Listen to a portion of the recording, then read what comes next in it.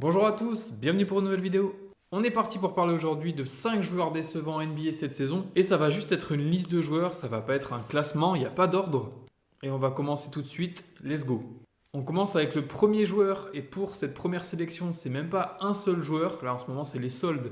Donc je vais mettre deux joueurs pour le prix d'un. Et on va commencer par les Sixers. Donc là, vous le voyez venir, vous savez très bien de qui je vais parler. Et je suis presque obligé de commencer par un joueur des Sixers, tellement que leur saison est mauvaise et ultra décevante. Décevante parce que déjà j'avais des grosses attentes par rapport à ces Sixers. Avant que la saison commence, je les voyais facilement top 3 à l'Est. C'était une équipe que je voyais vraiment concurrencer les Celtics à l'Est. Je les voyais aller loin en playoff. Au final, pas du tout. Je trouve que les role players et le supporting cast est bon. Des joueurs comme Gershon par exemple qui fait un super retour en NBA. Caleb Martin, Kelly Oubre en role player, c'est bien.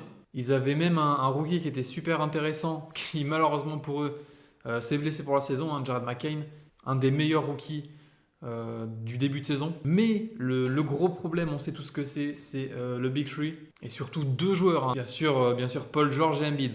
Maxi, il est là, il est présent, il essaye d'un petit peu sauver les meubles à Philly. Très souvent présent, il va mettre son 25-30 points très souvent, et c'est dommage parce que c'est beaucoup trop souvent dans les défaites. Et c'est une situation vraiment très compliquée pour les Sixers. Embiid n'est pas en forme. Et j'ai un petit peu du mal à comprendre la situation. L'an passé, il a joué que 39 matchs. Il est revenu en playoff face aux Knicks. Il a tout donné en étant blessé. Ensuite, il est parti faire les JO. Il a pris sa médaille d'or. Et cette saison, j'avoue que je comprends pas. S'il est blessé, je trouve qu'il n'y a jamais eu vraiment une vraie pause. Là, on le voit venir. On le voit jouer un match sur 4, partir une semaine, revenir un match ou deux et se reblesser. Normalement, quand il y a une blessure, voilà, tu prends le temps de la traiter, tu es absent sur une période, mais tu reviens pas petit à petit, enfin, en jouant un match, en repartant. Enfin, je trouve ça déjà ultra bizarre. Et c'est dommage parce que voilà, on sait tout ce qui est Embiid. Quand il est en forme, c'est un des meilleurs joueurs de la ligue. Il a été MVP il y a un an et demi, 2 ans. Et encore cette année, il le prouve, hein, quand il est là, les Sixers ont un bilan positif. Et pour les Sixers, si c'était juste Embiid, ça irait entre guillemets, même si bon, ce serait déjà pas le top. Mais leur troisième option offensive, qui est Paul George, connaît aussi des blessures, des pépins physiques, et puis même, je trouve qu'il n'est pas à son niveau. Et surtout, vu son rôle et le contrat qu'il a eu, les Sixers l'ont signé sur longtemps, jusqu'en 2028, à un très gros tarif, à presque 50 millions l'année. Donc là, il a presque 35 ans, il aura 38-39 ans, et ça fait vraiment peur un contrat comme ça. Est-ce qu'on voit pas déjà ses limites physiques? Il est très souvent blessé, et même au niveau de son jeu, je trouve que ça fait des années qu'on ne l'avait pas vu avec un niveau aussi bas. Là, c'est sa 15e saison NBA et je pense que c'est une de ses pires saisons. Et pour l'instant, il joue clairement pas comme un joueur à 50 millions l'année. Il est seulement à 17 points, 5 passes, 5 rebonds. Et pour les Sixers, en plus, il y a un gros calendrier qui arrive. Au moment où je parle, les Sixers sont 11e en 15-27 et ils vont devoir faire un choix. Est-ce qu'ils veulent rester compétitifs ou est-ce qu'ils vont tanker la fin de saison? Et puis même s'ils tankent, de toute façon, c'est même pas gagné parce que le pic est protégé 1-6. Donc c'est-à-dire que s'il finit entre la première et la 6e place, il restera pour Philly. Mais par contre, si à la loterie on a un pic, un choix 7, 8, 9, au-dessus de 6, c'est pour OKC. On passe au deuxième joueur et j'ai choisi Bam Adebayo. Et je trouve qu'il a vraiment du mal cette année. Il a voulu rajouter des 3 points dans son arsenal offensif. On l'avait vu à la période des Jeux Olympiques notamment, mais au final ça se passe pas bien. Il en tente environ 3 par match, mais les pourcentages sont pas là. Seulement 27% de loin. Même plus globalement au scoring, c'est dur, hein. Sur ces 6 dernières années, c'est son total le plus bas avec seulement 15 points par match. Et c'est sa pire saison en termes de pourcentage au tir global. Normalement, il est autour des 55%. Cette année, c'est juste 45%. Petit point positif quand même, ses passes D ont augmenté. Il est plus présent qu'avant au niveau du playmaking. C'est son career high avec 4,5 passes. Bon, après, défensivement, ça reste un très bon big man défensif de la ligue, hein. Sa décharge, le contexte du 8 n'est pas facile avec toutes les rumeurs qu'il y a autour de Jimmy Butler. Je pense que d'ici pas longtemps, il devrait ne plus être au 8. Et après, je trouve qu'on peut voir le problème des deux côtés parce que sans Butler, on aurait pu se dire qu'Adebayo allait vraiment exploser. Au final, je trouve que le joueur qui profite de l'absence de Butler, au final, c'est Tyler Herro et c'est pas forcément Bam Adebayo. Je pensais vraiment qu'il allait plus exploser offensivement. Au final, pas tant que ça. Et on verra comment ça va se passer pour le Heat prochainement. Il va y avoir beaucoup de changements. Déjà, voilà le départ de Jimmy Butler. Et aussi, notre nouveauté, c'est le rookie Kelly Oubre, hein, qui a pas mal de minutes et qui est vraiment bon à l'intérieur. Et je pense qu'il y a de grandes chances de le voir aligné avec Bam. Ça va peut-être lui redonner un second souffle, hein, peut-être une nouvelle dynamique. Et je pense que c'est pas plus mal pour le hit. On passe au troisième joueur de mes sélections. Et c'est le first pick de la draft 2019. C'est Zion Williamson.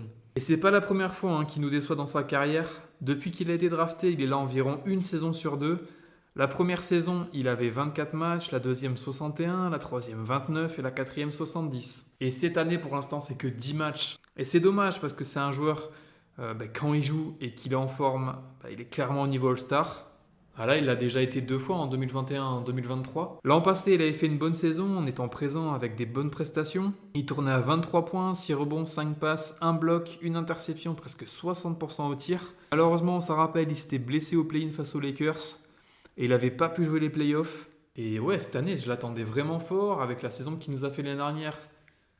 Je vais pas dire que j'étais confiant parce que, bon, être confiant avec Zion depuis son début de carrière, c'est compliqué de l'être. Ça se passe très très mal pour lui et aussi pour les Pels. Il y a eu énormément de blessés. On pensait que l'équipe allait jouer l'autre tableau. Au final, pas du tout. Ils sont dans les derniers de l'Ouest. Et ce qui m'énerve aussi avec le dossier Zion, voilà, c'est que même récemment, il y a eu des ajustements bizarres. Les Pels l'ont suspendu parce qu'il était en retard pour prendre l'avion. Bon voilà, le sérieux du mec, je pense qu'on repassera. Ouais, c'est questionnant, même voilà, ça prépare globalement tous les ans. On sait que c'est très compliqué. On ne sait jamais dans quel état de forme on va le retrouver. Et je pense que la question c'est, est-ce que sa place est vraiment à la Nouvelle-Orléans quoi? Est-ce que ce serait peut-être pas fini là même? Il va y avoir le dossier Brandon Ingram qui, je pense, va bientôt se terminer. Est-ce qu'il ne faudrait pas aussi bouger Zion? Est-ce que ce serait pas même dans l'intérêt et de Zion pour trouver un peu plus de plaisir à jouer et aussi de la franchise? Ça reste quand même un talent qui est énorme. Après, il a un gros contrat jusqu'en 2028. Est-ce qu'il y a des franchises qui voudront mettre un peu plus de 40 millions l'année sur Zion? Un joueur qui te rapporte aucune certitude. Honnêtement, c'est compliqué aussi. Le dossier Zion, c'est un des dossiers, je trouve, les plus complexes en NBA. On passe au quatrième joueur et c'est Patrick Williams, le joueur des Bulls. Et je l'aurais peut-être pas choisi si les Bulls ne l'avaient pas prolongé sur 5 ans à 90 millions. Mais je trouve que c'est trop pour ce qu'il fait actuellement. Encore un move assez hasardeux des Bulls. Et c'est pas le premier pour le front office des Bulls. Hein. Il y a eu le trade de Caruso où tu récupères Josh Giddey, tu récupères même pas de pick. Le trade de DeRozan où tu récupères quasiment rien. Ah, il manque plus que Lavine parte pour un second tour et c'est parfait. Et pour revenir à Patrick Williams, ouais, je le trouve non plus pas au niveau cette année. Il est à peine à 10 points de moyenne, il a un peu moins de 4 rebonds, 2 passes, seulement 38% au tir global. C'est sa pire saison en carrière. Et le problème, c'est que je vois pas d'évolution par rapport aux autres années. Si on prend ses stats de son année rookie, c'était exactement les mêmes stats quasiment. Encore pour sa saison rookie, c'était même mieux parce que les pourcentages étaient plus hauts. Et ouais, pour les Bulls, je pense qu'il y aura encore beaucoup de rumeurs de transfert pour lui. Après voilà, il a que 23 ans, il n'a pas un contrat qui est non plus énorme. Mais pareil, c'est risqué. Est-ce qu'une franchise a vraiment envie d'un Patrick Williams actuellement? Je pense pas. Voilà, après c'est Chicago, hein, ça fait des années que c'est mid, ça reste en milieu de tableau, on ne sait pas trop ce qu'ils font. Il y a eu une première vague Caruso de Rosanne. Et je pense que là, faut appuyer sur le bouton rouge. Zach LaVine, Vucevic, ça devrait partir pour une bonne contrepartie. Pour moi, ce serait ce que les Bulls devraient faire. Là, faut stopper le projet, rebuild tout ça avec des jeunes. Parce qu'avec cette équipe-là, t'es trop fort pour tanker, mais t'es pas assez fort pour aller loin en playoff. Donc ouais, t'es mid et un des pires trucs à faire en NBA, c'est d'être mid, d'être au milieu. Tu vas pas tanker, mais tu vas pas jouer les places les plus hautes. Donc voilà, t'es les Bulls et au final tu stagnes pendant 4-5 ans.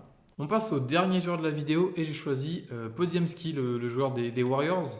Et lors de la dernière intersaison, il y avait des grosses rumeurs de trade pour Markkanen à Golden State. Et on parlait beaucoup d'un échange avec Podziemski.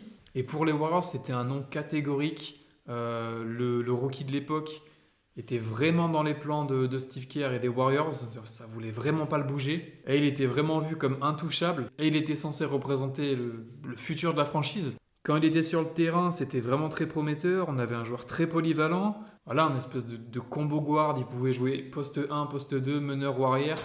C'était une année rookie très intéressante, hein, avec aussi du playmaking. Il arrivait aussi à jouer sans ballon, ce qui était le top pour les Warriors. On connaît leur jeu.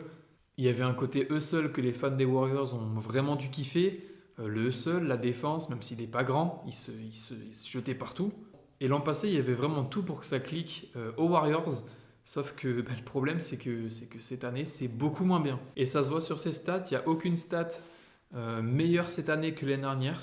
Cette année, il est à 8 points. L'année dernière, il était à 9. Il est à 3 passes. L'année dernière, il était à 4. Il est à 4 rebonds. L'année dernière, il était à 6. Et ce qui est problématique aussi, c'est les pourcentages. L'année dernière, moi, je me disais, ouais, on a vraiment un bon shooter. Il est aux Warriors, là, tout va bien se passer, il va bien développer son shoot. Et cette année, il est seulement à 29% de loin. C'est fou d'autant régresser au shoot. Et je pense que les Warriors attendaient vraiment une progression offensive, mais au final, elle n'a pas eu lieu. Et d'ailleurs, les Warriors ont dû agir en conséquence, parce que je pense que le trade de Dennis Schroeder, c'est aussi pour compenser l'inefficacité de Podziemski en attaque. Après voilà, ça reste un joueur qui est encore très jeune. Il a que 22 ans, il est sophomore. Je pense que, même moi, je le voyais vraiment vite exploser. Avec le départ de Klay, je pensais vraiment que ça allait être son année, qu'il allait vraiment être hyper bon cette année. Et au final, non, on n'a pas forcément une progression, on a même plus une régression pour l'instant. Après voilà, ça peut très vite changer, comme je disais tout à l'heure, c'est un joueur encore très jeune. Mais voilà, je pense que beaucoup de monde pour l'instant est déçu de Podziemski cette année. Voilà, j'ai terminé pour mes 5 joueurs. Dites-moi ce que vous en pensez, il y en a peut-être d'autres, s'il y a des joueurs qui vous déçoivent cette année. N'hésitez pas à me le dire dans les commentaires. En tout cas, si la vidéo vous a plu, n'hésitez pas à mettre un like, un commentaire, à vous abonner. Ciao!